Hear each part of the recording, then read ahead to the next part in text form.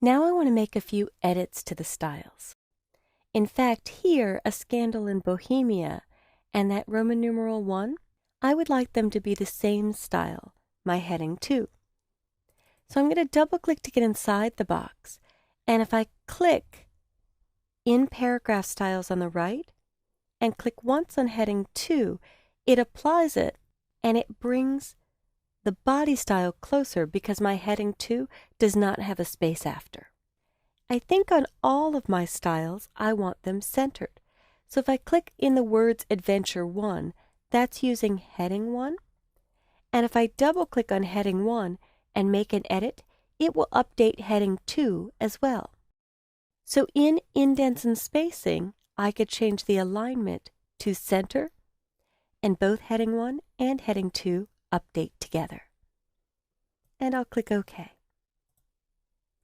Now if I wheel down, I'll notice there's a lot of italicized type, and I've applied the quotes style to everything that's italic.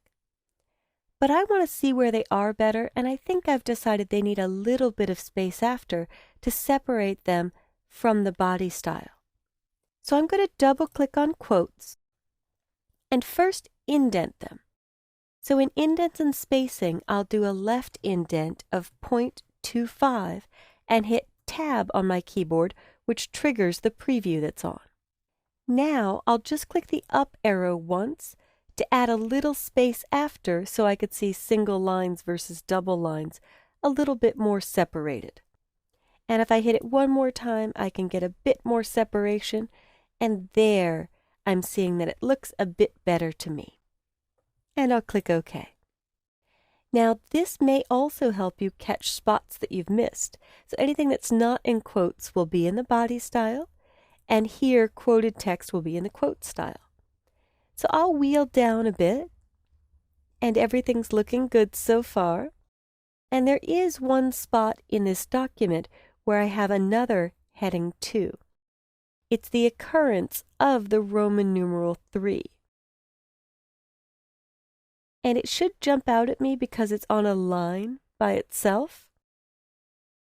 Or I could simply jump to the page if I know it offhand. It is page 14.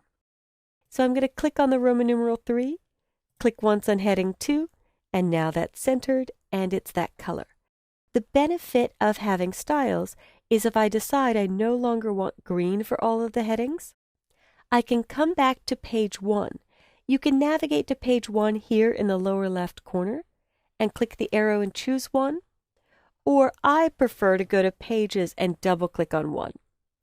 But I forgot that 1 is the cover, 2 is where the actual chapter 1 starts. It's important to click on something using a style before you edit the style. Because if you have nothing selected and you were to go to paragraph styles and double click on heading 1, InDesign will change the default for all new text boxes to heading 1. So to make sure that doesn't happen, I always go to something in the style I want to change before double clicking to edit the style. And I'll go to character color and I'll change this back to black. And when I click OK, I see that everything is updated, heading 1 and heading 2, because heading 2 was based on heading 1. Now I've decided to specify a new font for the body style, and my quotes style is based on my body style. So I'm going to double click on body, but you'll notice I clicked in something using the body first. Then I double click on body, go to basic character formats, and I'll choose another font that ships with the Creative Suite. This one will look quite different, the letter Gothic. And you may not have all the fonts that I have, but I'll choose letter Gothic standard.